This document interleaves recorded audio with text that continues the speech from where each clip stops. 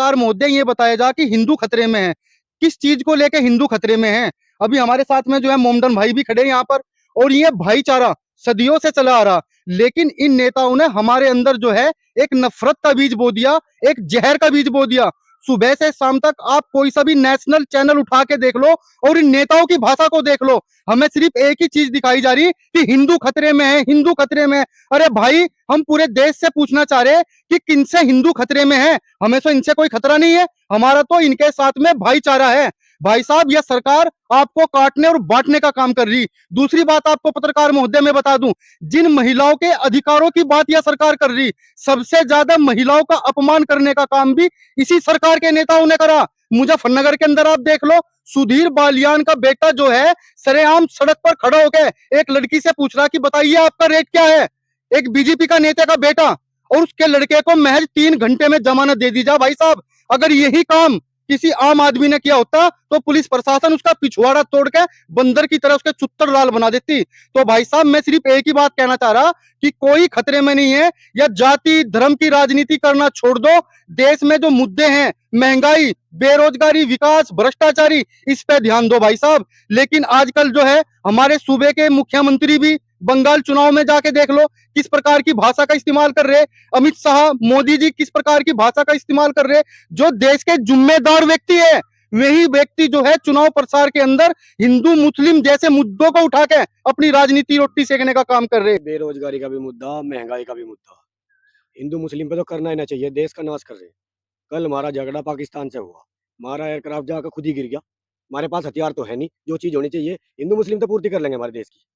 हम भाई साहब इनसे बार बार एक बात कह रहे हैं कि भाई बेरोजगारी, भ्रष्टाचारी, महंगाई, इन पे बात करो। हिंदू मुस्लिम का तो कोई मामला ही नहीं है। हम लोग कहें बेरोजगारी है, युवा फिर रहे, डिग्री हाथ में लियो, फिर हो जाओ, किसी को परवाह नहीं।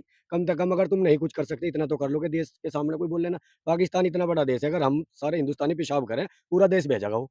और वो हमें नखरे दिखा रहा, ट्रम्प हमारा ऐलान करा, सीज फायर हो गया। भाई साहब, देश की मुसलमानों ने वैल्यू तो करा। हमेशा देश के लिए बड़े बड़े बलिदान दिए हैं। मुसलमानों का तो इतिहास है, देख लो। इतिहास को किताबों में से भी हटाने लग रहे, तो इतिहास है। एक युद्ध में कहाँ मुसलमान पीछे रहा? मुसलमान की देन है। आरएसएस का कोई आदमी आप किसी लेन से साबित करो उन्हें शहीद हुआ वो किसी भी युद्ध में। लेकिन सरकार का क्या काम चल रहा भाई साहब? उनके पास सुबह से लेकर शाम तक और कोई मुद्दा नहीं रहा उनके पास में। बस हिंदू मुस्लिम, मंदिर मस्जिद, भारत पाकिस्तान। अरे भाई, इसके अलावा भी देश में बहुत सारे मुद्दे हैं। और 2 दिन से 3 दिन से देश के अंदर जो रोना चल रहा, यूं महिला कानून बिल को लेकर, अरे भाई साहब, ये तो 2023 में पास हो गया था, अब तो इसके अंदर एक संशोधन करना था। और बीजेपी जो है देश को गुमराह करने का काम कर रही। कांग्रेस व देश की महिलाएं अब सड़कों पर है। वे बार बार बोल रहे कि आप इस बिल को पास क्यों नहीं करते, वो 131वां संशोधन था। और बार बार ये बात करेंगे महिलाओं के सम्मान की, टीवी पर आ जाएंगे माताओं और बहनों, देश की महिलाओं के साथ में कांग्रेस ने, समाजवादी पार्टी ने धोखा करने का काम किया। सबसे बड़ा धोखा तो सरकार को ये लोग दे रहे। भाई साहब, आप इतिहास उठा के देख लो, देश के अंदर सबसे ज्यादा जो है महिलाओं के साथ अत्याचार कौन कर रहा? ये नेता लोग और इनके बेटे। क्योंकि नेता का बेटा होने के भी बहुत फायदे हैं। आप कितना भी बड़ा अपराध कर लो, 3 घंटे में आपको जमानत मिल जाएगी। अब ये मुसलमान भाई मेरे साथ में यहाँ पे खड़ा, अब जो है जनता को टीवी पे सुबह से शाम तक दिखाया जा, क्योंकि आपके दिमाग कंट्रोल कर लिए गए। जो ये आपके हाथ में मोबाइल है भाई साहब, ये आपका माइंड कंट्रोलर है, जो आपके दिमाग को कंट्रोल करता है। जो आपको दिखाया जाएगा वही आप देख रहे हैं, और उन्हीं बातों को आप सच मान के आगे बढ़ रहे। भाई साहब, ना हिंदू को खतरा मुसलमान से है और ना मुसलमान को खतरा हिंदू से है। खतरा तो इन भ्रष्ट गद्दार नेताओं से है, जो देश को गंदी राजनीति में बांटने का काम कर रहे, जो देश को धर्म के नाम पर बांटने का काम कर रहे। क्योंकि ये देश के नौकर है, मालिक नहीं है। लेके एक चपरासी से और प्रधानमंत्री तक की जो तनख्वाह है भाई साहब, जनता के टैक्स के पैसे से जा, और आज ये नौकर मालिक बनकर हमारे ऊपर हुक्म चलाने का काम कर रहे।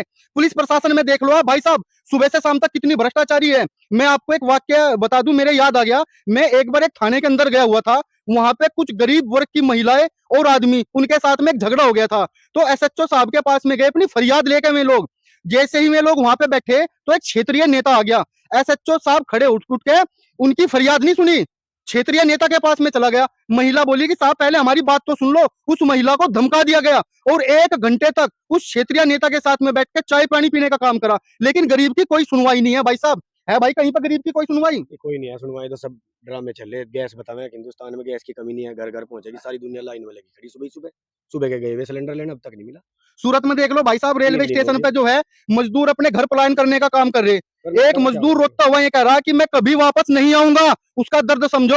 सूरत के अंदर घटना आप देख रहे होंगे, कल की घटना है। किस तरीके से जो है रेलवे स्टेशनों पे भीड़ लगने का काम चल रहा, लोग बाग अपने घर पलायन कर रहे हैं, गैस की किल्लत को लेकर, बेरोजगारी को लेकर, महंगाई को लेकर। भाई साहब वो दर्द दिखाई नहीं दे रहा मजदूरों का, गरीबों का। बस इन्हें दिखाई दे रही सत्ता, सत्ता की भूख, सत्ता का नशा।